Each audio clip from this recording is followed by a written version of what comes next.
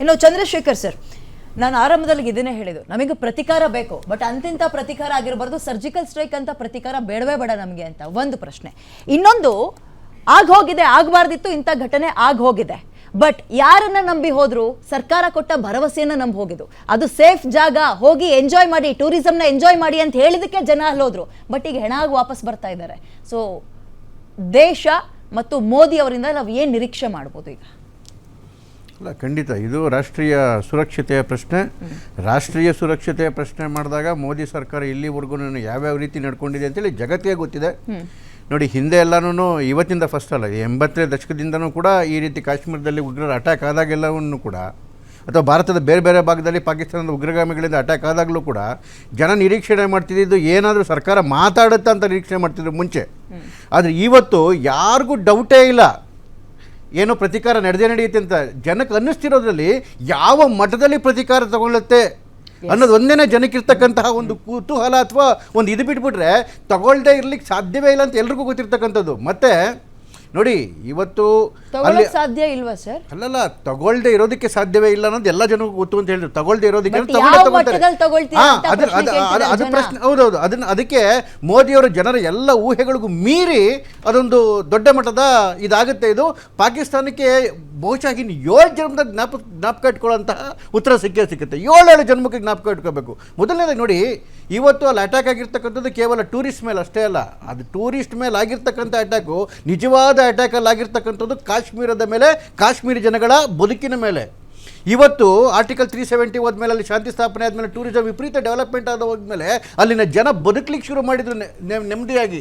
ಅವರಿಗೆ ಹಣಕಾಸಿನ ಇದು ಸಿಗ್ಲಿಕ್ಕೆ ಶುರುವಾಗಿತ್ತು, ಮಕ್ಕಳಿಗೆ ಎಜುಕೇಷನ್ ಕೊಡ್ಲಿಕ್ಕೆ ಶುರು ಮಾಡಿದ್ರು, ಅವರಿಗೆ ಎಂಟರ್ಟೈನ್ಮೆಂಟ್ ಸಿಗ್ಲಿಕ್ಕೆ ಶುರು ಮಾಡಿತು. ಉದಾಹರಣೆಗೆ ಒಂದು ಹೇಳ್ತೀನಿ ನೋಡಿ, ಇದರಲ್ಲಿ ಗುಲ್ಮಾರ್ಗಲ್ಲಿ ಖೈಬರ್ ಅಂತೇಳಿ ಒಂದು ರೆಸಾರ್ಟ್ ಇದೆ. ಪರ್ ಡೇ ಇವತ್ತು 80,000 ರೂಪಾಯಿ ಪರ್ ಡೇ. ಆ ಮಟ್ಟಕ್ಕೆ ಹೋಗಿದ್ದು. 7,000-8,000ಕ್ಕೆ ಹೋಗ್ತಿರಲಿಲ್ಲ ಮುಂಚೆ ಎಲ್ಲ. 80,000 ಪರ್ ಡೇ ಆಗ್ತಕ್ಕಂಥ ಪರಿಸ್ಥಿತಿ ನಿರ್ಮಾಣ ಆಗಿತ್ತು. ಕಾಶ್ಮೀರ ಮುಂದುವರಿತಾ ಇದ್ದಿದೆ ಅದೇ ಖಂಡಿತವಾಗ್ಲೂ ಕಾಶ್ಮೀರ ಅಷ್ಟು ದೊಡ್ಡದಾಗಿ ಮುಂದುವರಿತು. ಕಾಶ್ಮೀರ ಮುಂದುವರಿತದ ಅರ್ಥ ಏನು? ಕಾಶ್ಮೀರದ ಜನ ಮುಂದುವರಿತಾ ಇದರಲ್ಲಿ. ಬಟ್ ಇದು ಕಾಶ್ಮೀರವನ್ನ ಗುರಿಯಾಗಿಸಿ ಮಾಡಿರುವ ದಾಳಿ ಅನ್ನೋದಕ್ಕಿಂತ ಹೆಚ್ಚಾಗಿ ಧರ್ಮವನ್ನ ಗುರಿಯಾಗಿಸಿ ಮಾಡಿರುವಂತಹ ದಾಳಿ.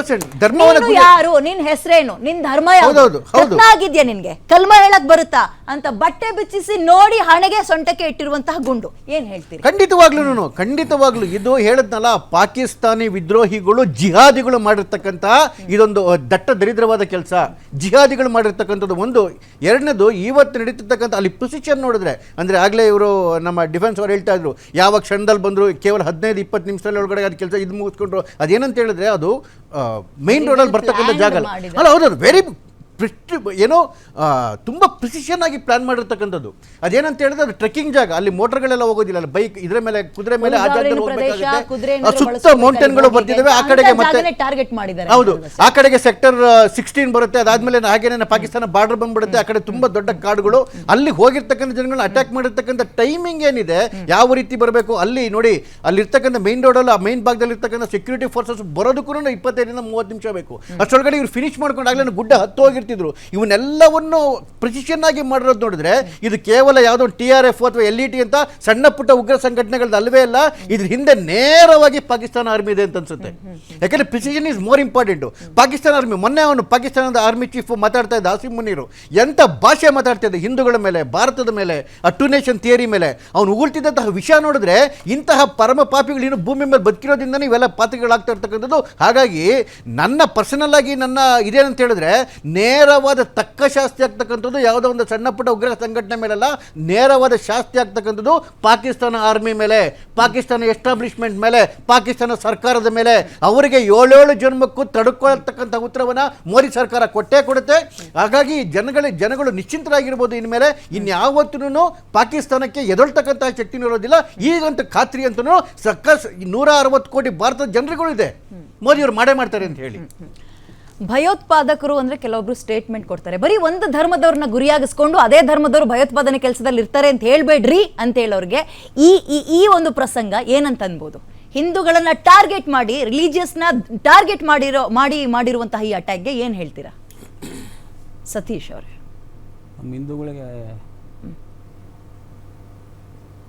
ಹಿಂದೂಗಳನ್ನೇ ಟಾರ್ಗೆಟ್ ಮಾಡಿದ್ದಾರೆ ಅಂತ.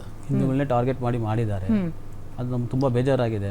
ನನ್ನ ಪ್ರಶ್ನೆ ಏನಂತ ಹೇಳಿದ್ರೆ, ಇಲ್ಲಿ ತನಕ ಟೆರರಿಸ್ಟ್ ಅಂದ್ರೆ ಒಂದು ಧರ್ಮದವ್ರನ್ನ ಸೀಮಿತ ಮಾಡ್ಬಿಡ್ರಿ, ಎಲ್ಲರೂ ಸೇರಿದಾರ ಅದ್ರಲ್ಲಿ ಅಂತ ಹೇಳ್ತಾ ಇದ್ರಲ್ಲ, ಕೂಗ್ತಾ ಇದ್ರಲ್ಲ, ಬೊಬ್ಬೆ ಹೊಡಿತಾ ಇದ್ರಲ್ಲ, ಬಟ್ ಇದನ್ನ ನೋಡಿ ಏನ್ ಹೇಳ್ತಾರೆ ಅಂತ. ಮುಸ್ಲಿಮ್ಸ್ ಅವರಾಗಲಿ ಹಿಂದೂಗಳಿಗಾಗಿ ಇದು ಭಾಳ ಇದಾಗಿದೆ.